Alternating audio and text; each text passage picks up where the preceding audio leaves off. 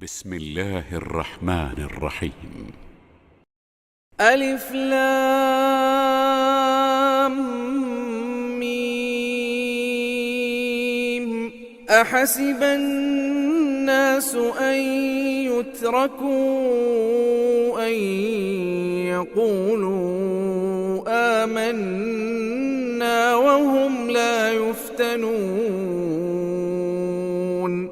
ولقد فتنا الذين من قبلهم فليعلمن الله الذين صدقوا وليعلمن الكاذبين. أم حسب الذين يعملون السيئات أن يسبقونا ساء ما يحكمون.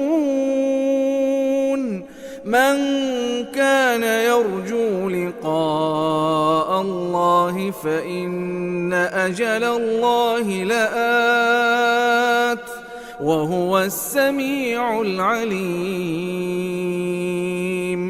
ومن جاهد فإنما يجاهد لنفسه إن الله لغني عن العالمين.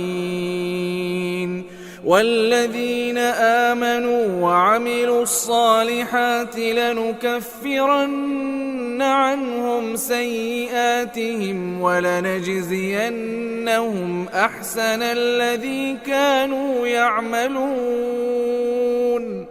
السلام عليكم ورحمة الله وبركاته. ഖുർആൻ പദം 1367 ദിവസത്തിലേക്ക് എല്ലാവരെയും ഹാർദമായി സ്വാഗതം ചെയ്യുന്നു. വിശുദ്ധ ഖുർആനിലെ 29ാമത്തെ അധ്യായമായ സൂറത്തുൽ അൻകബൂത്തിൻ്റെ പഠനത്തെ തുടർന്നുള്ള ആദ്യ ദിവസ ചർച്ചയാണിന്ന്. ചർച്ചക്കാരൻ പങ്കെടുക്കുന്നതിനായി ആദരണീയനായ ഡോക്ടർ AI വിലായത്തുള്ള സാഹിബിനെ ക്ഷണിക്കുന്നു. السلام عليكم ورحمة الله وبركاته. أعوذ بالله من الشيطان الرجيم. بسم الله الرحمن الرحيم. ألف لام ميم. أحسب الناس أن يتركوا أن يقولوا آمنا وهم لا يفتنون. ولقد فتنا الذين من قبلهم فليعلمن الله الذين صدقوا وليعلمن الكاذبين. أم حسب الذين يعملون السيئات أن يسبقونا ساء ما يحكمون. من كان يرجو لقاء الله فإن أجل الله لآت وهو السميع العليم. ومن جاهد فإنما يجاهد لنفسه إن الله لغني عن العالمين. والذين آمنوا وعملوا الصالحات لنكفرن عنهم سيئاتهم ولنجزينهم أحسن الذي كانوا يعملون. صدق الله العلي العظيم. സൂറത്തുൽ അൻകബൂത്തിലെ ആദ്യത്തെ 6 ആയത്തുകളാണ് ഞാൻ നിങ്ങളെ കേൾപ്പിച്ചിട്ടുള്ളത്. 69 ആയത്തുകൾ അടങ്ങിയിട്ടുള്ള സൂറത്തുൽ അൻകബൂത്തിന്റെ പഠനം നമ്മൾ കഴിഞ്ഞ ദിവസം പൂർത്തിയാക്കുകയുണ്ടായി. അതിനെ തുടർന്നുള്ള ഈ സൂറത്തുമായി ബന്ധപ്പെട്ടുകൊണ്ടുള്ള ചർച്ചക്ക് വേണ്ടി നീക്കിവെച്ച 1-2 ദിവസങ്ങളിലാണ് നമ്മളുള്ളത്. അതിന്റെ ആദ്യത്തെ ദിവസ ചർച്ചയാണ് ഇന്ന് നടക്കാനിരിക്കുന്നത്. ചില ചോദ്യങ്ങൾ ഇവിടെ വന്ന് കിടപ്പുള്ളതുണ്ട്, അത് വെച്ചുകൊണ്ട് തുടങ്ങാം. പുതിയ ചോദ്യങ്ങൾ ഈ സൂറത്തുമായി സ്പെസിഫിക്കായി ബന്ധപ്പെട്ടുകൊണ്ടുള്ളതൊന്നും വേറെ വന്നിട്ടില്ല. അത് താല്പര്യം എടുത്തുകൊണ്ട് ലൈവായിട്ട് ചോദ്യങ്ങൾ ഉന്നയിക്കാവുന്നതാണ്. അതല്ലെങ്കിൽ ഈ ചാറ്റ് ബോക്സിൽ എഴുതിയിടുകയോ അല്ലെങ്കിൽ നമ്മളുടെ ഖുർആൻ ഡിസ്കഷൻ ഫോറം എന്ന് പറഞ്ഞിട്ടുള്ള വാട്സപ്പ് ഗ്രൂപ്പിൽ അയക്കുകയൊക്കെ ചെയ്യാം. വിശുദ്ധ ഖുർആൻ ഈ പ്രത്യേക സൂറത്തുൽ അൻകബൂത്ത് നബി സല്ലല്ലാഹു അലൈഹി വസല്ലമയുടെ മദീനയിലേക്കുള്ള ഹിജ്റക്ക് മുമ്പുള്ള കാലത്ത് മക്കയിലെ ജീവിത സാഹചര്യവും നബി സല്ലല്ലാഹു അലൈഹി വസല്ലം നിർവഹിച്ചുകൊണ്ടിരുന്ന ദൗത്യ നിർവഹണവുമായി ബന്ധപ്പെട്ടുകൊണ്ടുള്ള അവസ്ഥയൊക്കെ വളരെ സങ്കീർണമായ ഒരു ഘട്ടത്തിൽ മക്കയിൽ തുറന്നു പോവുക എന്നത് പ്രയാസകരമായി മാറിയ ഒരു സന്ദർഭത്തിൽ അവതരിച്ചിട്ടുള്ള സൂറത്താണ്. ഇതിന്റെ തുടക്കത്തിലുള്ള ആയത്തുകൾ ഞാൻ ഇന്ന് വീണ്ടും നിങ്ങളെ ഓതി കേൾപ്പിച്ചിട്ടുള്ളത് സൂചിപ്പിക്കുന്നത് അള്ളാഹുവിന്റെ മാർഗം സ്വീകരിച്ച ആളുകൾ കേവലമായി വായ കൊണ്ട് ഞങ്ങൾ വിശ്വസിച്ചിരിക്കുന്നു എന്ന് പറയുന്നതിൽ എല്ലാം കഴിഞ്ഞു എന്ന ഒരു ധാരണ ജനങ്ങൾക്കുണ്ടോ? അവര് വളരെ കടുപ്പമേറിയ പരീക്ഷണങ്ങൾക്ക് വിധേയമാക്കപ്പെടാത്ത വിധത്തില് അവർക്കങ്ങ് കടന്നു പോകാൻ കഴിയുമെന്നാണോ കരുതുന്നത് എന്ന് ചോദിക്കുന്നത് കാണാം. അഹസിബൻ നാസു അയ്യുത്രക്കൂ അയ്യഖൂലു ആമന്ന, ഞങ്ങൾ വിശ്വസിച്ചിരിക്കുന്നു എന്ന് പറയുക എന്നത് മാത്രമേ വേണ്ടതുള്ളൂ എന്ന, അങ്ങനെ അത് ചെയ്തു കഴിഞ്ഞാൽ അവര് പിന്നെ അങ്ങ് വെറുതെ വിട്ടേക്കും. വഹും ലായുഫ്തനൂൻ, അവര് യാതൊരു വിധത്തിലുള്ള പരീക്ഷണത്തിനും വിധേയമാക്കപ്പെടുകയില്ല എന്നാണോ ജനങ്ങൾ കരുതുന്നത് എന്നാണ് ഇവിടെ ചോദിക്കുന്ന ഒരു ചോദ്യം. തുടർന്ന് അള്ളാഹു പറഞ്ഞിട്ടുള്ളത്, ഇവർക്ക് മുമ്പുള്ള സമൂഹങ്ങളെ നാം പരീക്ഷിച്ചിട്ടുണ്ട്. വിശ്വാസപരമായി അവരുടെ സത്യസന്ധത, എത്രത്തോളം അവര് വിശ്വാസത്തോട് പ്രതിബദ്ധതയുള്ളവരാണ്, എത്രത്തോളം അവര് മനസ്സിനകത്ത് നിഷേധം കൊണ്ട് നടക്കുന്നവരാണ് എന്ന വിധത്തില് ഓരോരുത്തരെയും വേർതിരിച്ച് വ്യക്തമാക്കപ്പെടുന്ന വിധത്തിൽ അള്ളാഹു പരീക്ഷിക്കുക തന്നെ ചെയ്യും എന്നാണ് തുടർന്നുള്ള ആയത്തിൽ അള്ളാഹു പറയുകയുണ്ടായത്. അപ്പോ തുടർന്ന് നമ്മൾ ഈ ആയാത്തുകളൊക്കെ വിശദമായിട്ട് പഠിക്കുകയും മനസ്സിലാക്കുകയൊക്കെ ചെയ്തിട്ടുള്ളതാണ്. അതുകൊണ്ട് ഞാൻ ആ ആയത്തുകളുടെ സൂചനകളിലേക്ക് പോകുന്നില്ല. ഈ ഇന്നത്തെ ഈ 1 മുതൽ 69 വരെയുള്ള ഈ സൂറത്തുൽ അൻകബൂത്തിലെ ആയത്തുകളുമായി ബന്ധപ്പെട്ടുകൊണ്ടുള്ള ചർച്ചയ്ക്ക് ഒരു തുടക്കമിടുക എന്ന ഉദ്ദേശത്തിൽ മാത്രമാണ് ഈ സൂറത്തിന്റെ ആദ്യ ഭാഗത്തെ ആയത്തുകൾ ഞാൻ നിങ്ങളെ കേൾപ്പിച്ചിട്ടുള്ളത്. സൂറത്തിന്റെ തലക്കെട്ട് അൽ അൻകബൂത്ത് എന്നാണ്. ചിലന്തി അല്ലെങ്കിൽ എട്ടുകാലി എന്നൊക്കെ പറയുന്ന ഒരു ജീവിയാണ് ഈ പദം കൊണ്ട് സൂചിപ്പിക്കപ്പെടുന്ന സംഗതി. അൻകബൂത്ത്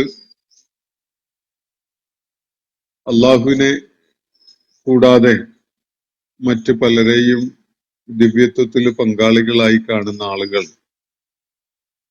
അവരെ എത്രത്തോളം മൂഢമായ ഒരു കാര്യത്തിലാണ് ഇൻവോൾവ് ആയിരിക്കുന്നത് എന്നത് വളരെ വ്യക്തതയോടുകൂടി കാണിച്ചു തരികയാണ് അള്ളാഹു ഒരു ഉപമയിലൂടെ.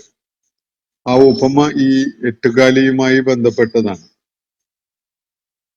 ചിലന്തി വലയുണ്ടാക്കി അല്ലെങ്കിൽ അതിന്റെ കൂടുണ്ടാക്കി അതിനകത്ത് കഴിയുമ്പോൾ ഒരുപക്ഷെ പ്രകടിപ്പിക്കുന്നുണ്ട് എന്ന് നമുക്ക് തോന്നുന്ന അതിന്റെ ഒരു നിലപാട് അല്ലെങ്കിൽ അതിന്റെ ഒരു മനോഘടന, അതിനോട് സമാനതയുള്ളതാണ് ഈ ആളുകൾ ഏറ്റവും ദുർബലമായ പല വാദഗതികളും ആശയങ്ങളും അടിസ്ഥാനപ്പെടുത്തിക്കൊണ്ട് അവരുടെ ഈ ബഹുദൈവത്വ വിശ്വാസം നിലനിർത്തിക്കൊണ്ടു പോകുന്ന അവരുടെ ആ നിലപാട്, അത് ഈ ചിലന്തി വീടുണ്ടാക്കി അല്ലെങ്കിൽ വല നെയ്ത് അതിനകത്ത് കഴിയുന്ന ഒരു ചിലന്തിയുടെ ഒരു നിലപാട് പോലെ അത്രയും ദുർബലമായതാണ് എന്നതാണ് അള്ളാഹുവിടെ ഈ ഉപമയിലൂടെ ചൂണ്ടിക്കാണിക്കുകയുണ്ടായത്. അപ്പോ ഈ സൂറത്തിന്റെ തലക്കെട്ട് അൽ അൻകബൂത്ത് എന്നാണ്. അത് ഈ സൂറത്തില് അഭിമുഖീകരിക്കപ്പെടുന്ന മക്കയിലെ സത്യനിഷേധികളായ ആളുകളുടെ യഥാർത്ഥത്തിലുള്ള അവസ്ഥ എന്തായിരുന്നു എന്നത് ചൂണ്ടിക്കാണിക്കുന്ന ഒരു വിവരണത്തിന്റെ ഭാഗമായിട്ട് വരുന്ന ഒരു പ്രയോഗമാണ്. അപ്പോ ഇവിടെ ഉന്നയിക്കപ്പെട്ടിരിക്കുന്ന ചോദ്യങ്ങളിൽ ഒന്നാമത്തത് ഞാൻ നിങ്ങളെ കേൾപ്പിക്കാം. അള്ളാഹുവിന്റെ രീതികളെ പറ്റി പറയുന്ന ഈ കാര്യങ്ങളെല്ലാം വെറും ഊഹാപോഹങ്ങൾ മാത്രമല്ലേ? ഈ മതത്തിന്റെ നിർമ്മാതാവും പിന്നെ വന്ന അറബി സാമ്രാജ്യത്വവാദികളും പ്രാപഞ്ചിക സത്യങ്ങളെ വിശദീകരിക്കാൻ കഴിയാതെ വന്നപ്പോൾ പിടിച്ചു നിൽക്കാൻ ഇത്തരം ഊഹാപോഹങ്ങളെ ആശ്രയിച്ച് എന്നതല്ലേ ശരി എന്നാണ് അദ്ദേഹം ചോദിക്കുന്നത്. ഇവിടെ അദ്ദേഹം സൂചിപ്പിക്കുന്ന ഊഹാപോഹം ഏതാണെന്ന് എനിക്ക് കൃത്യമായിട്ട് മനസ്സിലായിട്ടില്ല. ഈ സൂറത്തുമായി ബന്ധപ്പെട്ടുകൊണ്ടുള്ള നിരീക്ഷണങ്ങളോ പാരിത്രിക ജീവിതവുമായി ബന്ധപ്പെട്ടുകൊണ്ടുള്ള ഈ സൂറത്തിലെ പരാമർശങ്ങളോ ഒക്കെ ആയിരിക്കണം. അല്ലാഹു അലം. എന്തായാലും ഇദ്ദേഹം സൂചിപ്പിക്കുന്നത് ഈ കാര്യങ്ങള്, അള്ളാഹുവിന്റെ രീതികളെ കുറിച്ചുള്ള ഈ വിവരണങ്ങള്, അള്ളാഹുവിന്റെ നടപടിക്രമങ്ങൾ, അള്ളാഹുവിന്റെ ശിക്ഷ തുടങ്ങിയ കാര്യങ്ങള്, ഇതൊക്കെ വെറും ഊഹാപോഹങ്ങളാണ് എന്നാണ്. ഈ ഊഹാപോഹങ്ങളാണ് ഇതൊക്കെ എന്ന് പറയാൻ മാത്രം ഈ ചോദ്യം ഉന്നയിച്ച ആളുടെ ഭാഗത്ത് എന്താണ് യുക്തിപരമായ തെളിവുള്ളത് എന്നത് ഒന്ന് തിരിച്ചു ചോദിക്കാനാണ് എനിക്ക് ഈ സമയത്ത് പ്രേരണ ഉണ്ടാവുന്നത്. എന്ത് തെളിവിന്റെ അടിസ്ഥാനത്തിലാണ് നിങ്ങൾ ഇത് ഊഹാപോഹമാണ് എന്ന് പറയുന്നത്? നിങ്ങൾക്ക് അത് സംബന്ധമായിട്ടുള്ള യാതൊരു ആശ്രയിക്കാൻ പറ്റുന്ന യാതൊരു അറിവുമില്ല. ഒരറിവും ഭൂമുഖത്ത് ഒരാളുടെയും കയ്യിൽ ഇത് ഊഹാപോഹമാണ് എന്ന് തീർത്തു പറയാൻ പറ്റുന്നതായിട്ട് അവരുടെ ഒന്നും കയ്യിലില്ല. അതുകൊണ്ട് തന്നെ ഇത് ഊഹാപോഹമാണ് എന്ന് പറയുന്നത്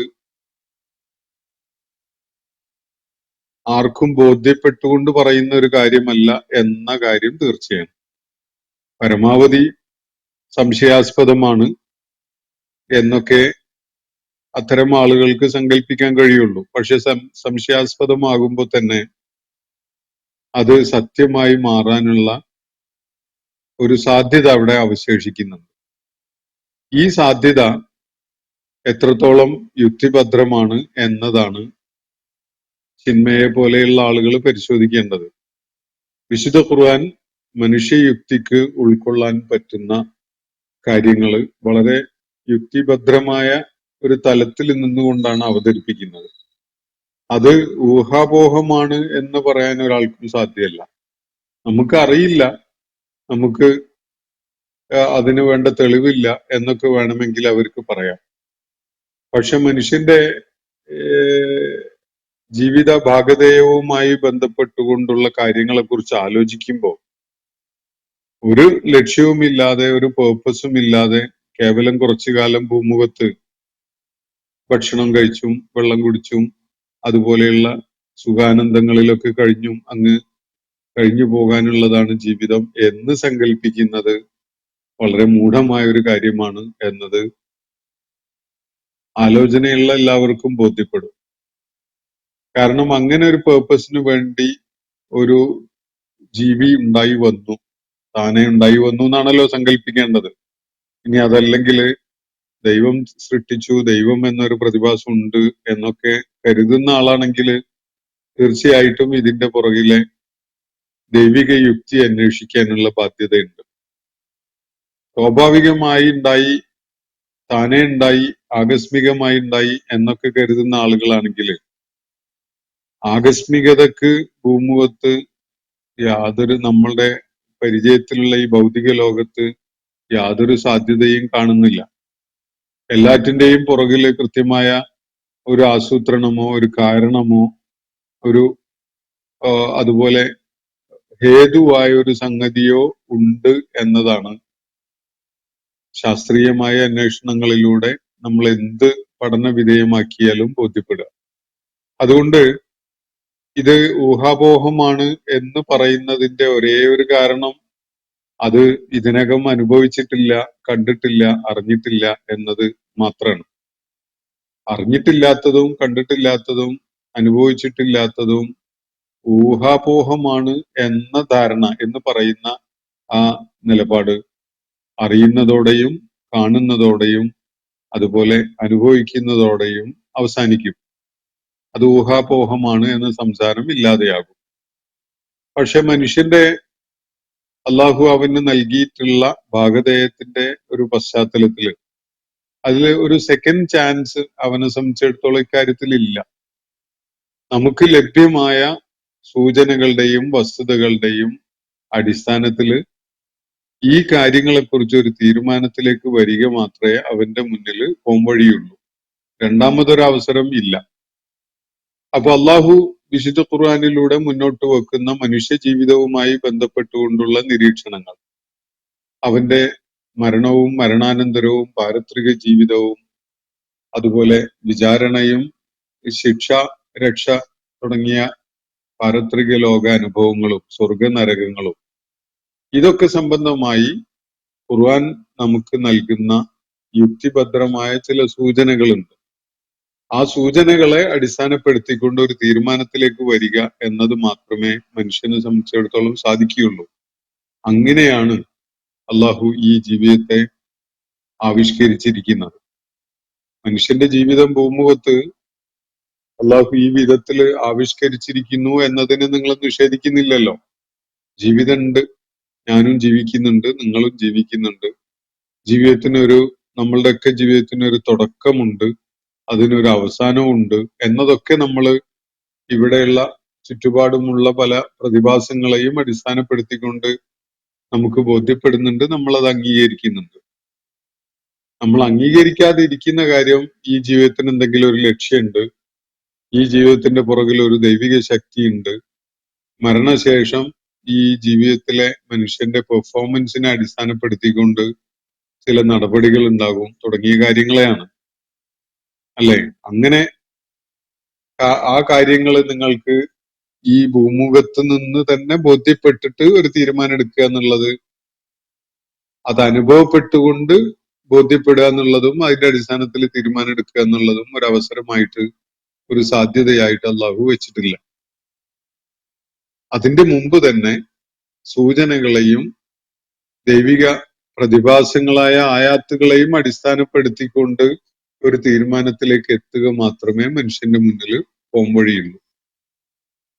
അതിന് ഉപകരിക്കുന്ന വിധത്തിലുള്ള കാര്യങ്ങളാണ് ഈ ചുറ്റുപാടുകളിൽ നിന്നായിട്ട് നിരീക്ഷിച്ച് വിലയിരുത്തി വായിച്ച് ഒക്കെ മനസ്സിലാക്കാൻ വേണ്ടി അള്ളാഹു നമുക്ക് നൽകിയിട്ടുള്ളത്. ഇതിനോട് ചേർത്ത് ഒരു കാര്യം എനിക്ക് മറിച്ച് പറയാനുള്ളത്, ഈ മതത്തിന്റെ നിർമ്മാതാവും പിന്നെ വന്ന അറബി സാമ്രാജ്യത്വവാദികളും പ്രാപഞ്ചിക സത്യങ്ങളെ വിശദീകരിക്കാൻ കഴിയാതെ വന്നപ്പോൾ പിടിച്ചു നിൽക്കാൻ ഇത്തരം ഊഹാപോഹങ്ങളെ ആശ്രയിച്ചു എന്നതല്ലേ ശരി എന്നാണ്. അത് വല്ലാത്തൊരു ചോദ്യമാണ്. ഈ മതത്തിന്റെയും നിർമ്മാതാവ്, അവരെ പിന്തുടർന്നു വന്നിട്ടുള്ള ആള്, മതത്തിന്റെ നിർമ്മാതാവ് നിരക്ഷരനായ മുഹമ്മദ് നബി സല്ലല്ലാഹു അലൈഹി വസല്ലം ആയിരുന്നു എന്നാണ് ഇയാൾ ഊഹിക്കുന്നുണ്ടാവുക. ആ ഒരു ആശയത്തിന്റെ പ്രതലത്തിൽ നിന്നുകൊണ്ടാണ് അദ്ദേഹത്തിന്റെ ചോദ്യം വരുന്നത്.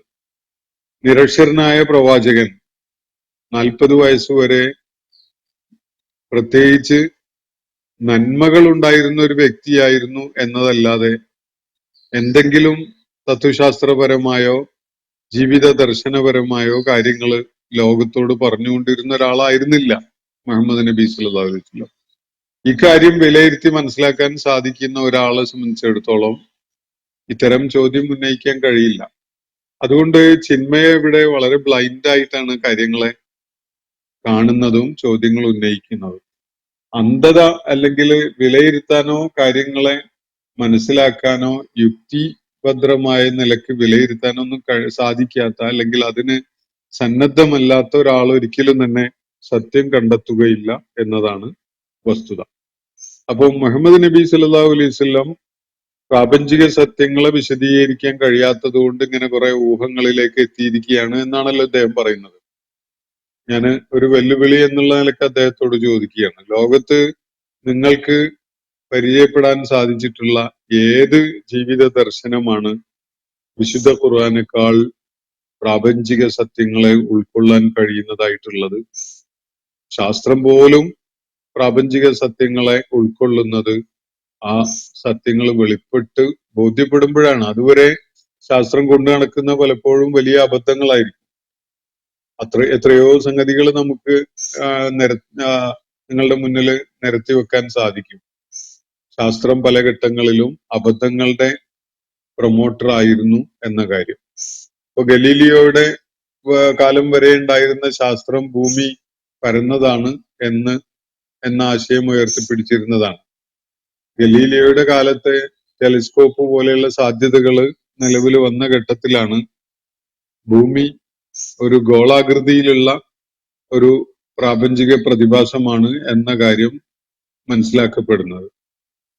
ഇതുപോലെ ഒരുപാട് കാര്യങ്ങളിൽ ശാസ്ത്രത്തിന് ഇപ്പോ ഇമാം ഷാഫിയുടെ അഭിപ്രായങ്ങൾ പറയുന്ന പോലെ ഖദീമും ജദീദും എന്ന പോലെ ശാസ്ത്രത്തിന് ഒരു പഴയകാലം ഖദീമായ ചില നിലപാടുകളും ജദീദായ ചില നിലപാടുകളും ഉണ്ട്.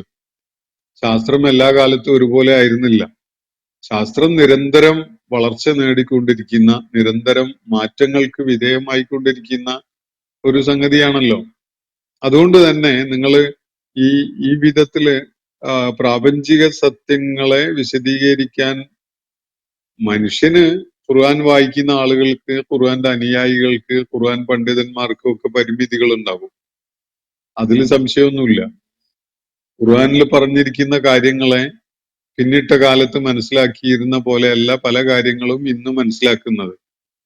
അത് മനുഷ്യന്റെ ബുദ്ധി വളർച്ചയും നാഗരിക മുന്നേറ്റവും അതുപോലെയുള്ള അറിവ് ലോകത്തിന് ലഭിക്കാൻ സാധ്യത തുറന്നു വന്ന സാഹചര്യങ്ങളൊക്കെ കാരണമായി ഉണ്ടായ മാറ്റങ്ങളാണ്.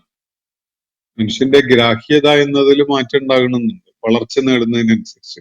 അത്രേ ഒരു ഘട്ടത്തിൽ അള്ളാഹു മനുഷ്യന് വെളിപ്പെടുത്തി കൊടുക്കാൻ ഉദ്ദേശിച്ചിട്ടുണ്ടായിരുന്നുള്ളൂ എന്നതാണ് അതിന് കാരണം. പിന്നീട് അവസരമാകുമ്പോ കൂടുതൽ വെളിപ്പെടും. ഇപ്പോ സൂറത്തുൽ അലഖില് മനുഷ്യ സൃഷ്ടിപ്പിനെ കുറിച്ച് പറയുന്നിടത്ത് അലഖ് എന്ന വാക്ക്, ഖലഖൽ ഇൻസാന മിന അലഖ് എന്ന് പറയുന്നതിൽ മനുഷ്യനെ അലഖിൽ നിന്ന് സൃഷ്ടിച്ചു എന്ന ആ പ്രയോഗത്തെ പിന്നിട്ട കാലത്ത് പലരും എന്നല്ല മിക്കവാറും ആളുകളൊക്കെയും മനസ്സിലാക്കി വെച്ചിരുന്നത് രക്തപിണ്ഡത്തിൽ നിന്ന് മനുഷ്യനെ സൃഷ്ടിച്ചു എന്നതാണ്.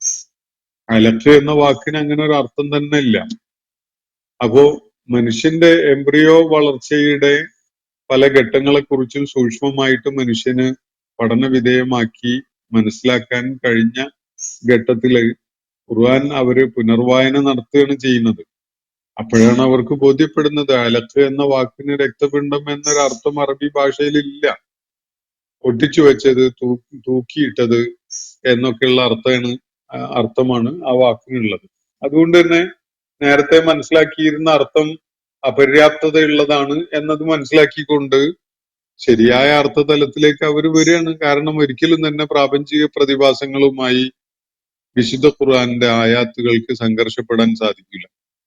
എവിടെയെങ്കിലും സംഘർഷം അനുഭവപ്പെടുന്നുണ്ടെങ്കിൽ അത് ഒന്നുകിൽ ശാസ്ത്രം എന്ന പേരിൽ നമ്മൾ മനസ്സിലാക്കുന്നതിൽ എന്തെങ്കിലും പ്രശ്നങ്ങൾ ഉണ്ടാകും, അതല്ലെങ്കിൽ ഖുർആന്റെ ആശയം നമ്മൾ മനസ്സിലാക്കി വെച്ചതിൽ എന്തെങ്കിലും പിഴവ് സംഭവിച്ചിട്ടുണ്ടാവും. ഇത്തരം പിഴവുകളാണ്, ഇങ്ങനത്തെ അപര്യാപ്തതകൾ ഉള്ള വായനകളാണ് യഥാർത്ഥത്തിൽ നമുക്ക് തിരുത്തേണ്ടി വരുന്നത്.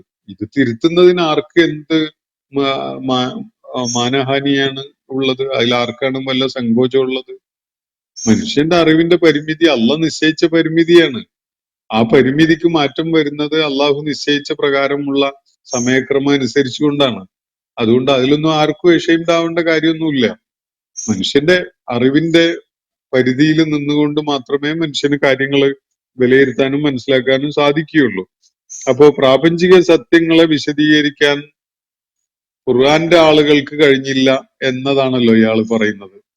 അപ്പോ ഇതിനേക്കാൾ മെച്ചപ്പെട്ട വിധത്തിൽ പ്രാപഞ്ചിക യാഥാർത്ഥ്യങ്ങളെ വിലയിരുത്താനും വിശദീകരിക്കാനും സാധിച്ചിട്ടുള്ളത് ഏത് ദർശനത്തിനാണ്? ലോകത്ത് ഏത് ദർശനമുണ്ട് ഇതിനേക്കാൾ മെച്ചപ്പെട്ട വിധത്തില് കാര്യങ്ങളെ വിലയിരുത്താൻ സാധിക്കുന്നതായിട്ട്? നിങ്ങൾ പറ, നമുക്കത് പരിശോധിക്കാമല്ലോ. ഖുർആൻ മനസ്സിലാക്കുന്നതില് കാലികമായ പരിമിതികൾ ആളുകൾക്ക് ഉണ്ടാവും എന്നുള്ളത് തീർച്ചയാണ്. കാരണം അത്രയുമേറെ പ്രാപഞ്ചിക പ്രതിഭാസങ്ങളെയും പ്രകൃതി യാഥാർത്ഥ്യങ്ങളെയും മനുഷ്യ അസ്തിത്വവുമായി ബന്ധപ്പെട്ടുകൊണ്ടുള്ള വസ്തുതകളും ഒക്കെ ഖുർആൻ വെളിപ്പെടുത്തുന്നുണ്ട്. ഇതിൽ പലതും മനസ്സിലാവണമെങ്കിൽ അതിനനുസരിച്ചുള്ള നാഗരിക വളർച്ച സമൂഹത്തിന് ഉണ്ടാവണം. അപ്പോഴേ കൃത്യമായിട്ട് അത് മനസ്സിലാവുള്ളൂ. അതുകൊണ്ട് നമ്മൾ നേരത്തെ മനസ്സിലാക്കി വെച്ചിരുന്ന പലതിലും നമുക്ക് ആ ധാരണകൾ തിരുത്തേണ്ടി വരും. അത് തിരുത്തുന്നതിന് ആർക്കും ഒരു സങ്കോചം ആവശ്യമില്ല. കാരണം നമ്മളുടെ പിഴവുകളെയാണ് നമ്മൾ തിരുത്തുന്നത്, വിശുദ്ധ ഖുർആനല്ല. വിശുദ്ധ ഖുർആനെ തിരുത്താൻ നമ്മൾ ആളല്ല. പക്ഷെ നമ്മള് ഖുർആനിൽ പറഞ്ഞിരിക്കുന്ന കാര്യങ്ങളെ മനസ്സിലാക്കി വെച്ചതിൽ ചില പിഴവുകൾ വന്നിട്ടുണ്ടാവാൻ ഇടയുണ്ട്. അതിന് നമുക്ക് ഒരു സങ്കോചവും ഉണ്ടാവേണ്ടതില്ല. കാരണം നമ്മളെന്നല്ല, ലോകത്ത് ഒരാൾക്കും ഒരു കൂട്ടർക്കും അറിയാത്ത കാര്യങ്ങളെ ആണ് പിന്നീട് വെളിപ്പെട്ടു വന്നപ്പോ അത് സംബന്ധമായിട്ട് നമുക്ക് പുനരാലോചന ചെയ്യേണ്ടി വരുന്നത്. അപ്പോ പിടിച്ചു നിൽക്കാൻ വേണ്ടി ഇത്തരം ഊഹാപോഹങ്ങളെ ആശ്രയിച്ചു എന്നതല്ലേ ശരി എന്നാണ് അദ്ദേഹത്തിന്റെ ചോദ്യത്തിന്റെ അവസാന ഭാഗം. അതല്ല ശരി എന്ന ഒറ്റ വാക്കില് ഞാൻ പറഞ്ഞ് അവസാനിപ്പിക്കുകയാണ്. ചിന്മയുടെ മറ്റൊരു ചോദ്യം, അള്ളാഹു എല്ലാം അറിയുന്നവനാണ് എങ്കിൽ അവന്റെ വിശ്വാസികളായ ഹമാസിനെ വരാനിരിക്കുന്ന വലിയ നാശങ്ങൾ മുന്നിൽ കണ്ട് ഇസ്രായേലിൽ കയറി അക്രമം നടത്തുന്നതിൽ നിന്ന് തടയുമായിരുന്നില്ലേ എന്നാണ്. ഇസ്രായേലിനെ ഈ നേരത്തെ തൂഫാനുൽ അഖ്സ എന്ന പേരിൽ ഇസ്രായേലിനെതിരിൽ ഹമാസ് നടത്തിയിട്ടുള്ള ആക്രമണം ആണ് അദ്ദേഹം പരാമർശിക്കുന്നത്. അത് പിന്നീട് അവര് വേട്ടയാടപ്പെടാൻ കാരണമാകുന്ന വിധത്തിലുള്ളതായി പോയി. ഇത് മുൻകൂട്ടി മനസ്സിലാക്കിക്കൊണ്ട് അള്ളാഹു അവരെ തൂഫാനുൽ ഹഖ് എന്നുള്ള ഇസ്രായേലിന് എതിരിൽ നടത്തിയിട്ടുള്ള അവരുടെ ആക്രമണം അത് നടത്തുന്നതിൽ നിന്ന് പിന്തിരിപ്പിക്കുമായിരുന്നില്ലേ എന്നാണ് അദ്ദേഹം ചോദിക്കുന്നത്. അള്ളാഹുവിനെല്ലാം അറിയാമായിരുന്നെങ്കിൽ. തൂഫാനുൽ ഹഖ് എന്നത് അക്രമപരമായ ഒരു മുന്നേറ്റമായിരുന്നില്ല എന്നത് ചിന്മയൊക്കെ അറിയുമെന്ന് എനിക്കറിയില്ല. 70 വർഷത്തിലേറെയായിട്ട് ഒരു സമൂഹം അതിഭീകരമായ വിധത്തിലുള്ള സാഹചര്യങ്ങളിലൂടെയാണ് കടന്നു പോകുന്നത്. കിരാതമായ സൈനിക നടപടികൾ അടിച്ചേൽപ്പിച്ചുകൊണ്ട് ഒരു സമൂഹത്തെ ജീവച്ഛവങ്ങളാക്കി മാറ്റിക്കൊണ്ടിരിക്കുകയാണ് ഇസ്രായേൽ ചെയ്യുന്നത്.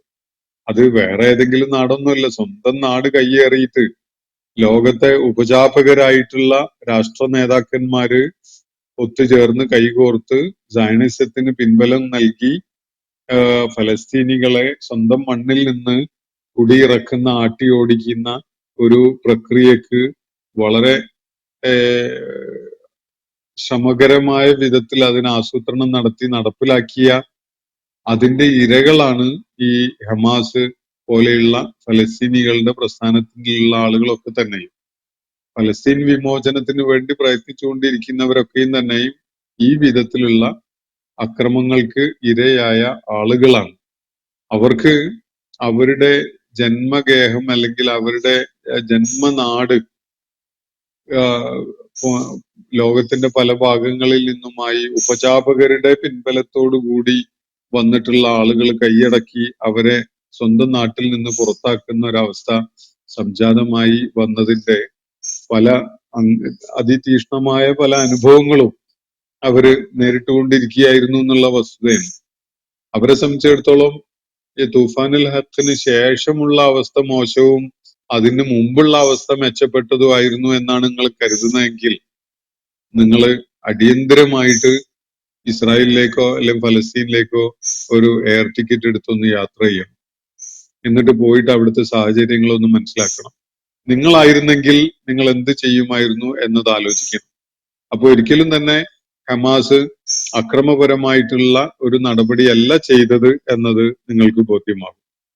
അതുകൊണ്ട് അവരെ അതിൽ നിന്ന് പിന്തിരിപ്പിക്കേണ്ട ഒരു ആവശ്യവും പടച്ചതമ്പുരാനില്ല.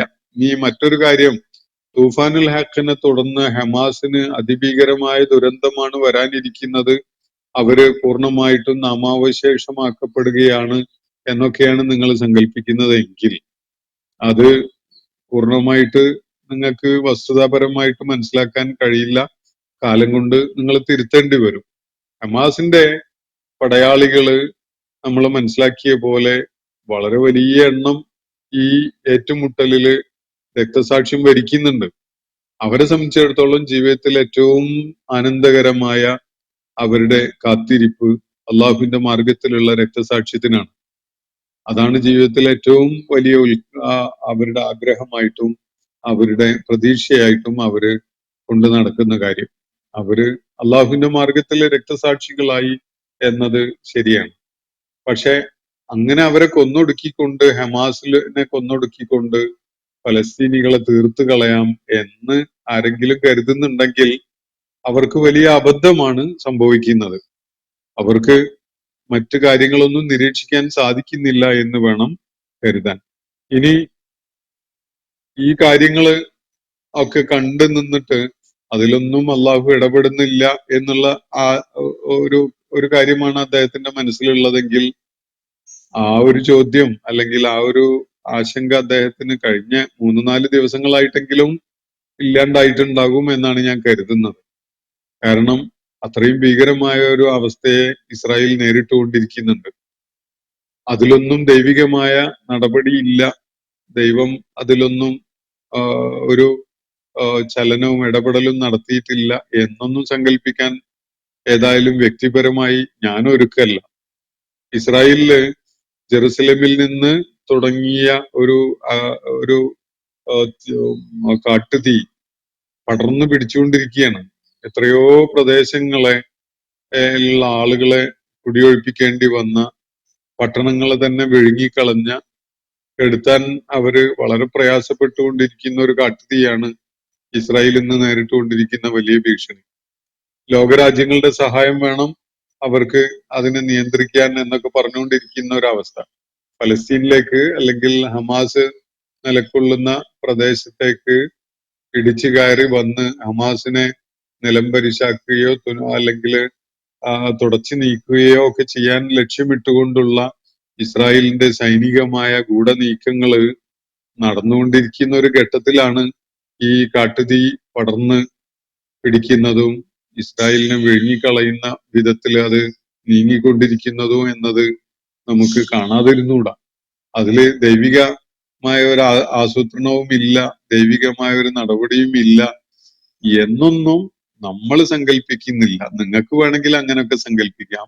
അത് ആകസ്മികമാണ്, താനെ ഉണ്ടായതാണ്. കാട്ടുതീ ലോകത്ത് പലയിടത്തും വർഷം തോറും ഉണ്ടാവാറുണ്ട്.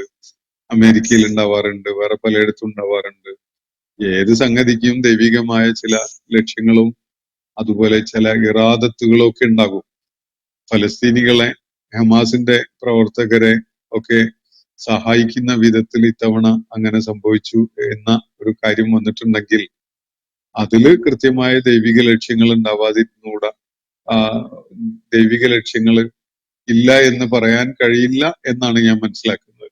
ഇത് നമുക്ക് തീർത്ത് പറയാൻ പറ്റിയ ഒരു സാഹചര്യമൊന്നുമില്ല. ഇതിപ്പോ നബി സല്ലല്ലാഹു അലൈഹി വസല്ലമയുടെ അദ്ദേഹം ജീവിച്ചിരിപ്പുണ്ടായിരുന്ന കാലത്താണെങ്കിൽ, അദ്ദേഹം ജനിച്ച വർഷത്തിലാണ് കഅബ നശിപ്പിക്കാൻ വേണ്ടി യമനിലെ രാജാവ് ആനപ്പടയുമായിട്ട് മക്കയിലേക്ക് വരികയുണ്ടായത്. അത് ആ വർഷത്തിലാണ് നബി സല്ലല്ലാഹു അലൈഹി വസല്ലം ജനിക്കുന്നത്. എന്നിട്ട് 10-40 വർഷം പിന്നിട്ട ശേഷം അദ്ദേഹം പ്രവാചകനായി നിയോഗിക്കപ്പെട്ടതിനെ തുടർന്ന് അദ്ദേഹത്തിന് അവതരിച്ച സൂറത്തുൽ ഫീൽ എന്ന ഖുർആനിലെ അധ്യായം, ആ അധ്യായത്തിൽ ചില വെളിപ്പെടുത്തലുകൾ നടത്തുന്നുണ്ട്. അത് മക്കയിലെയോ അറേബ്യയിലെയോ ആളുകളൊന്നും നിഷേധിക്കുന്നില്ല. അലം തറ കൈഫ ഫഅല റബ്ബുക ബി അസ്ഹാബിൽ ഫീൽ എന്ന് തുടങ്ങുന്ന ആ ഭാഗം, അത് ആനപ്പടയെ നിന്റെ നാഥൻ എങ്ങനെ കൈകാര്യം ചെയ്തു എന്നത് നീ കണ്ടില്ലേ എന്ന് ചോദിച്ചു തുടങ്ങുന്ന കാര്യം. ഇതുപോലെയുള്ള ഒരു വെളിപ്പെടുത്തലൊക്കെ ഇത്തരം സംഗതികളിൽ ഉണ്ടാകാം. ഇപ്പം ബാബരി മസ്ജിദ് തകർക്കപ്പെട്ട സംബന്ധമായിട്ടുണ്ടാവാം. അതുപോലെ കോവിഡ് കാലത്തെ എന്തിന്റെ പേരിൽ ആർക്കെതിരിൽ ഉണ്ടായതാണ് അത് എന്ന കാര്യത്തിൽ വെളിപ്പെടുത്തൽ ഉണ്ടാവാം. അതൊക്കെ ഒരു പ്രവാചകന്റെ സാന്നിധ്യത്തിൽ ദൈവിക വെളിപ്പാടുകൾ ഉണ്ടാകുന്ന ഘട്ടത്തിലൊക്കെയാണതെങ്കിൽ അതിന് കൃത്യമായി ചിലപ്പോൾ വിശദീകരണങ്ങൾ ദൈവിക ഗ്രന്ഥത്തിൽ നൽകപ്പെട്ടു എന്ന് വരാം.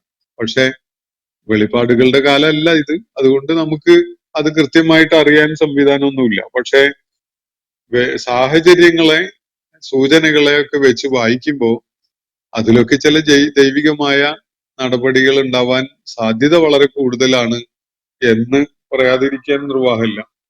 അപ്പോ ഇത്തരം ഈ തൂഫാനുൽ ഹഖ് പോലെയുള്ള ആക്രമണത്തിൽ നിന്ന് ഹമാസിനെ തടഞ്ഞു നിർത്തുമായിരുന്നു. അവരെ വാങ്ങേണ്ടി വരുന്ന ദുരന്തത്തെ കുറിച്ച് നേരത്തെ തന്നെ അള്ളാഹുവിന് അറിയാമായിരുന്നെങ്കിൽ എന്നാണ് ചിന്മയ പറയുന്നത്. അപ്പോ അവരെ തടഞ്ഞു നിർത്തേണ്ട ഒരു കാര്യമില്ല. അവർക്ക് ജീവിതം വേഴ്സായി, മോശമായി എന്ന് അഭിപ്രായം ഇല്ല. നിങ്ങൾക്കുണ്ടാവും, എനിക്കുണ്ടാവും ഒരു പക്ഷെ ഫലസ്തീനികളുടെ അവസ്ഥ വളരെ പരിങ്ങല്ലായി എന്നൊക്കെ കരുതുന്ന പുറത്തുള്ളവരുണ്ടാവും. പക്ഷെ അവർ ജീവിച്ചിരുന്ന ആ ജീവിത സാഹചര്യങ്ങളുടെ അവസ്ഥ വെച്ച് നോക്കുമ്പോൾ അവർക്ക് അള്ളാഹുവിന്റെ മാർഗത്തിൽ രക്തസാക്ഷ്യം വരിച്ചുകൊണ്ട് അള്ളാഹുവിലേക്ക് മടങ്ങാൻ സാധിക്കുന്നു എന്ന ഏറ്റവും വലിയ സൗഭാഗ്യം ലഭിക്കുന്നു എന്നതാണ് ഒന്നാമത്തെ കാര്യം. രണ്ടാമത്തത്, അവരെ ഭൗതിക ലോകത്തെ ജീവിത സാഹചര്യങ്ങള് മോശമായി എന്നൊരിക്കലും പറയാൻ കഴിയില്ല. കാരണം അത്രയും വലിയ ദുരിതം അനുഭവിച്ചുകൊണ്ടാണ് അവരവിടെ ജീവിച്ചിട്ടുണ്ടായിരുന്നത്. അത് നിങ്ങള് അതിന്റെ കൃത്യത മനസ്സിലാക്കണമെങ്കിൽ നിങ്ങൾ ഒന്ന്, ഞാൻ നേരത്തെ പറഞ്ഞ പോലെ ഒരു ഫ്ലൈറ്റ് ടിക്കറ്റ് ഒപ്പിച്ചിട്ട് ഒന്ന് പോയി നോക്കണം. എന്നിട്ട് ബാക്കി കാര്യങ്ങൾ മനസ്സിലാക്കിയത്. വേറൊരു ചോദ്യം ചിന്മയം ഉന്നയിച്ചിരിക്കുന്നത്, കലിമ ഒരു സത്യവാങ്മൂലമാണല്ലോ. അത്തരം സത്യവാങ്മൂലം സ്വയം കണ്ടറിഞ്ഞ ഒരാൾക്കല്ലേ പറയാൻ കഴിയൂ. ഇസ്ലാമിൽ ഇത് ഒരാൾ പറഞ്ഞു കൊടുക്കുകയും മറ്റൊരാൾ ഏറ്റുചൊല്ലുകയുമാണ്. ഇത്തരം ഏറ്റുചൊല്ലൽ ഒരു കോടതിയിൽ പോലും നിലനിൽക്കുകയില്ല. കലിമ എന്ന സത്യവാങ്മൂലം ഒരു കാപട്യമല്ലേ എന്നൊക്കെയാണ് അദ്ദേഹം പറയുന്നത്. ഈ ചിന്മയ ഇസ്ലാമിനെ ഒന്നും മര്യാദക്ക് പഠിക്കണം, ശരിയായ സ്രോതസ്സുകളിൽ നിന്ന്. ഇസ്ലാമിൽ എവിടെയും കലിമ ഒരാൾ ചൊല്ലിക്കൊടുക്കണം എന്ന് പറയുന്നില്ല. അത് നിങ്ങളുടെ തെറ്റിദ്ധാരണയാണ്. ഒന്നുകിൽ അറബി ഭാഷ അറിയാത്തതിന്റെ പേരിൽ, അതുപോലെ ശരിയായ വിധത്തിൽ എങ്ങനെയാണ് ചെയ്യേണ്ടതെന്ന് അറിയാത്തതിന്റെ പേരിലൊക്കെയുള്ള ചില ആളുകൾക്ക് അത് ചൊല്ലിക്കൊടുക്കുന്നുണ്ടാവും. അല്ലാതെ ഒരാൾ ഇസ്ലാമിലേക്ക് വരാൻ ഇതൊന്നും ഒരാൾ ചൊല്ലിക്കൊടുക്കുക എന്നൊരു നിബന്ധന ഇസ്ലാമിൽ ഇല്ല. അയാള് മനസ്സ് തട്ടി അർത്ഥം ഉൾക്കൊണ്ടുകൊണ്ട് സ്വയം പറയുകയാണ് വേണ്ടത്. അഷ്ഹദു അല്ലാ ഇലാഹ ഇല്ലല്ലാഹ് വ അഷ്ഹദു അന്ന മുഹമ്മദ് റസൂലുള്ള എന്ന് ഒരാൾ പറയുകയാണ് വേണ്ടത്. അള്ളാഹു അല്ലാത്ത ഒരു ആരാധ്യനുമില്ല, മുഹമ്മദ് അവന്റെ ദൂതനാണ് എന്ന കാര്യങ്ങൾ, എന്നീ രണ്ട് കാര്യങ്ങൾ ഞാൻ സാക്ഷ്യം വഹിക്കുന്നു എന്നൊരാൾ മനസ്സ് തട്ടിയ ആശയം ഉൾക്കൊണ്ടുകൊണ്ട് അത് ബോധ്യപ്പെട്ടുകൊണ്ട് സ്വയം പറയുകയാണ് വേണ്ടത്. അത് പറയാൻ കഴിയാത്ത, അല്ലെങ്കിൽ അതിനുള്ള ഭാഷാപരമായ പരിജ്ഞാനമില്ലാത്ത കാര്യങ്ങൾ വേണ്ട വിധത്തില് പഠിച്ചിട്ടില്ലാത്ത ഒരാളെ ഒരു പാണ്ഡിത്യമുള്ള ഒരാള് പറഞ്ഞു കൊടുത്ത് ചൊല്ലിക്കുന്നു എന്നത് ഈ അറബി അറിയാത്ത സമൂഹങ്ങളില് ഒരു നടപടിയായിട്ട് നിലവിൽ വന്നിട്ടുണ്ടാകും. അത്രയേ ഉള്ളൂ. ഇന്നും എനിക്ക് ഇത് സ്വന്തമായി പറയാൻ കഴിയുമെങ്കിൽ ഇനി വേറൊരാൾ പറഞ്ഞു തരേണ്ടതില്ല. ഇപ്പൊ മുസ്ലിം കല്യാണങ്ങളിൽ നിങ്ങൾ ശ്രദ്ധിച്ചിട്ടുണ്ടാവും, കല്യാണത്തിന് വരൻ വധുവിന്റെ പിതാവിൽ നിന്നും മകളെ ഭാര്യയായിട്ട് ഏറ്റുവാങ്ങുമ്പോൾ നടക്കുന്ന ഒരു ഏൽപ്പിച്ചു കൊടുക്കലും ഏറ്റുവാങ്ങലും, അതിന്റെ ഒരു പ്രഖ്യാപനമുണ്ട്. അത് പലർക്കും അത് വേണ്ട വിധത്തിൽ പറയാൻ കഴിയില്ലാത്തത് കൊണ്ട് പാണ്ഡിത്യമുള്ള ഒരാള് അത് അയാൾക്ക് പറഞ്ഞു കൊടുക്കുകയും അയാൾ ഏറ്റുപറയുകയും ചെയ്യുന്നത് കാണാം. ഇത് അത് സംബന്ധമായിട്ട് വേണ്ട വിധത്തില് സ്വന്തം ചെയ്യാനുള്ള കഴിവോ അറിവോ ഇല്ലാത്ത ആളുകളെ സഹായിക്കുക എന്നേ ഞാൻ അർത്ഥമുള്ളൂ. അങ്ങനെ ഒരു പണ്ഡിതന്റെ സാന്നിധ്യമൊന്നും അവിടെ ആവശ്യമില്ല. അയാളെ ചൊല്ലി പറഞ്ഞാൽ മതി, എന്റെ മകളെ ഞാൻ നിങ്ങൾക്ക് വിവാഹം ചെയ്തു തരുന്നു ഇത്ര മഹർ നിശ്ചയിച്ചുകൊണ്ട് എന്ന് വാപ്പ പറഞ്ഞാൽ ഞാൻ അത് സ്വീകരിച്ചിരിക്കുന്നു എന്ന് കല്യാണം കഴിക്കുന്ന ആള് പറയും മാത്രമേ വേണ്ടതുള്ളൂ. ഇതാണ് അതിന്റെ നിബന്ധന. അതൊരാൾ പറഞ്ഞു കൊടുക്കുകയും മറ്റാള് ഏറ്റുപറയുകയും ചെയ്യുക എന്നുള്ള ഒരു സംഗതിയൊന്നും ആവശ്യമില്ല. അത് പക്ഷേ ആവശ്യം ഉണ്ടാവും ചില ആളുകളുടെ കാര്യത്തില്. അവർക്ക് സ്വന്തമായിട്ട് ചെയ്യാന്, പ്രത്യേകിച്ച് ആളുകളൊക്കെ ഇങ്ങനെ കണ്ടു നിൽക്കുമ്പോൾ ചിലപ്പോ അവര് നെർവസ് ആകുന്ന അവസ്ഥയൊക്കെ ഉണ്ടാവും. അതുകൊണ്ട് ഒരാള് പറഞ്ഞു കൊടുക്കുകയും മറ്റാള് പറയുകയും ചെയ്യുക എന്നുള്ള രീതി സ്വീകരിക്കപ്പെടുന്നു എന്നേ ഉള്ളൂ. അത് ഇസ്ലാമിലുള്ള ഒരു നിബന്ധനയൊന്നുമല്ല. പിന്നെ കലിമ സത്യവാങ്മൂലമാണല്ലോ എന്നാണ് പറയുന്നത്. അത് ഒരു സത്യപ്രതിജ്ഞയാണ്. ഞാൻ സാക്ഷ്യം വഹിക്കുന്നു എന്നാണ് പറയുന്നത്. അത് ബോധ്യപ്പെട്ട ആളാണ് ചെയ്യേണ്ടത്. അല്ലാതെ ബോധ്യപ്പെടാതെ ആരെങ്കിലും ഇത് പറയുക എന്നുള്ളത് ഇസ്ലാം നിർദ്ദേശിക്കുന്ന ഒരു കാര്യമല്ല. കാരണം ഇതിനെ അടിസ്ഥാനപ്പെടുത്തിക്കൊണ്ടാണ് അവന്റെ ജീവിതം മുഴുവനും വരേണ്ടിയിരിക്കുന്നത്. അതുകൊണ്ട് തന്നെ ഇത് ഒരു ബോധ്യമാണ്. ആ ബോധ്യം വാച പറയുന്നു, പ്രഖ്യാപിക്കുന്നു എന്നേ ഉള്ളൂ. അപ്പോ കണ്ടറിഞ്ഞ ഒരാൾക്കല്ലേ പറയാൻ കഴിയൂ എന്നാണ്. കണ്ടറിയുക എന്ന് പറഞ്ഞാൽ കണ്ണുകൊണ്ട് അറിയുക എന്നൊന്നുമില്ലല്ലോ. പലതും നമുക്ക് ഇന്ദ്രിയങ്ങൾ കൊണ്ട് നമുക്ക് ശേഖരിക്കാൻ പറ്റിയ ഇൻഫർമേഷന്റെ അടിസ്ഥാനത്തില് നമുക്ക് ഹൃദയം കൊണ്ടോ നമ്മളുടെ ദൈക്ഷണിക തലത്തിൽ നിന്നുകൊണ്ടോ കാര്യങ്ങളെ ഉൾക്കൊള്ളാൻ സാധിക്കും. അതാണ് വേണ്ടത്. കണ്ണുകൊണ്ട് കാണണമെന്നില്ല. കണ്ണുകൊണ്ട് കാണുക എന്നുള്ളതല്ല അതിലെ പ്രസക്തമായി. നമുക്ക് ബോധ്യപ്പെടുക എന്നുള്ളതാണ്. ബോധ്യപ്പെടാൻ ഒരുപാട് വഴികളുണ്ട്. ഇപ്പൊ നല്ല ചൂടുള്ള കാലാവസ്ഥയാണ് എന്നത് നമ്മൾ കണ്ടറിയുന്നുണ്ട്. കണ്ടിട്ടല്ലല്ലോ അറിയുന്നത്. നമുക്ക് ബോധ്യപ്പെടുകയാണത്. നമുക്ക് ബോധ്യപ്പെടാൻ വേറെയും സെൻസസ് ഉണ്ട്. അതേപോലെ തന്നെ പ്രപഞ്ചത്തിലുള്ള പല പ്രതിഭാസങ്ങളെയും വിലയിരുത്തിക്കൊണ്ട് നമുക്ക് ബോധ്യപ്പെടും ഈ പ്രപഞ്ചത്തിന് ഒരു ആസൂത്രകനുണ്ട്, ഒരു നിയന്ത്രകനുണ്ട്, ഒരു റബ്ബുണ്ട് എന്ന കാര്യം. അത് ബോധ്യപ്പെട്ട ആളാണ് അത് പ്രഖ്യാപിച്ചുകൊണ്ട് ഇസ്ലാമിലേക്ക് വരുമ്പോ ഈ കലിമാത്തുകൾ ഉച്ചരിക്കേണ്ടത് എന്നതാണ് വസ്തുത. അത് ബോധ്യപ്പെടാതെ ആരും ചെയ്യേണ്ടതില്ല. ബോധ്യപ്പെട്ടുകൊണ്ട് തന്നെയാണ് ചെയ്യേണ്ടത്. ഇത് കണ്ണടച്ച് സ്വീകരിക്കേണ്ട, ബ്ലൈൻഡ് ആയിട്ട് ഫോളോ ചെയ്യേണ്ട ഒരു ദീനല്ല. അത് നിങ്ങളുടെ ഒരു തെറ്റിദ്ധാരണയായിരിക്കും. ഇസ്ലാമിൽ അങ്ങനെ ഒരാള് അത് പറഞ്ഞു കൊടുക്കുകയും മറ്റൊരാൾ അത് ഏറ്റുചൊല്ലുകയും ചെയ്യാന്നുള്ള ഒരു പരിപാടിയില്ല. കോടതിയിൽ പോലും ഇത് നിലനിൽക്കുകയില്ല എന്നൊക്കെയാണ് ഇദ്ദേഹം പറയുന്നത്. കോടതിയിൽ പോലും എന്ന് പറഞ്ഞാൽ കോടതി അള്ളാനേക്കാളും മുകളിലാണ്. നിങ്ങൾ എന്തെല്ലാം മണ്ടത്തരാ പറയുന്നത്. കോടതി എന്ന് പറഞ്ഞാൽ കപ്പിയിടുന്ന ആളുകളാണ് അവിടെ ഇരിക്കുന്ന ന്യായാധിപന്മാര്. എന്തെല്ലാം പരിമിതികൾ അവർക്കുണ്ട്. എത്രത്തോളം അജണ്ട വെച്ചുകൊണ്ടും അതുപോലെ ഉദ്ദേശപൂർവം അധർമ്മത്തെയോ അക്രമത്തെയോ പിന്തുണച്ചുകൊണ്ടൊക്കെ വിധി വരാറുണ്ട്. ഒന്ന് ആലോചിച്ച് നോക്കൂ. ന്യായമല്ലാത്ത, നീതിയല്ലാത്ത എത്ര വിധികള് നമ്മുടെയൊക്കെ കോടതികളിൽ നിന്നുണ്ടാവാറുണ്ട്. അപ്പൊ ഈ കോടതി എന്ന് പറയുന്നത് ഒരു അവസാന വാക്കൊന്നുമല്ല. അതൊക്കെ നിങ്ങളുടെ തെറ്റിദ്ധാരണയാണ്. അതൊക്കെ മനുഷ്യന്മാര് തന്നെയാണ്. മനുഷ്യന്മാരുടെ പരിമിതികള്, സ്വാർത്ഥത, പക്ഷപാതിത്വം, അനീതി ചെയ്തുകൊണ്ട് തങ്ങളുടെ വ്യക്തിപരമായ താല്പര്യങ്ങള് സാക്ഷാത്കരിക്കാനുള്ള ഹിഡനായ ആലോചന, ഇതൊക്കെയുള്ള ആളുകൾ തന്നെയാണ് ഈ നിയമം കൈകാര്യം ചെയ്തുകൊണ്ട് വോട്ടിട്ട് അവിടെ ഇരിക്കുന്നവർ എന്ന വസ്തുത മറക്കേണ്ടതില്ല. ഞാൻ അവസാനിപ്പിക്കുകയാണ് ഇന്നത്തെ സെഷൻ. ഈ സൂറത്തുമായി ബന്ധപ്പെട്ടുകൊണ്ടുള്ള ചോദ്യങ്ങളും സംശയങ്ങളും ഒക്കെ ഇനിയും ഉണ്ടെങ്കിൽ ഉന്നയിക്കാവുന്നതാണ്. ഒരു ദിവസം കൂടി നമുക്ക് അതിനു വേണ്ടി മാറ്റിവെക്കാം. അള്ളാഹു നമ്മെ എല്ലാവരെയും അനുഗ്രഹിക്കുമാറാവട്ടെ. വാഖിറു ദഅ്വാന അനിൽ ഹംദുലില്ലാഹി റബ്ബിൽ ആലമീൻ. അസ്സലാമു അലൈക്കും വറഹ്മത്തുള്ളാഹി വബറകാതുഹു. ഇന്നത്തെ ഖുർആൻ പദം ഇവിടെ സമാപിക്കുന്നു. ഖുർആൻ പഠനത്തിൽ പങ്കെടുത്ത എല്ലാവർക്കും അല്ലാഹു അർഹമായ പ്രതിഫലം നൽകി അനുഗ്രഹിക്കട്ടെ. വആഖിറു ദഅ്വാന അനിൽ ഹംദുലില്ലാഹി റബ്ബിൽ ആലമീൻ. അസ്സലാമു അലൈക്കും വറഹ്മത്തുള്ളാഹി വബറകാതുഹു.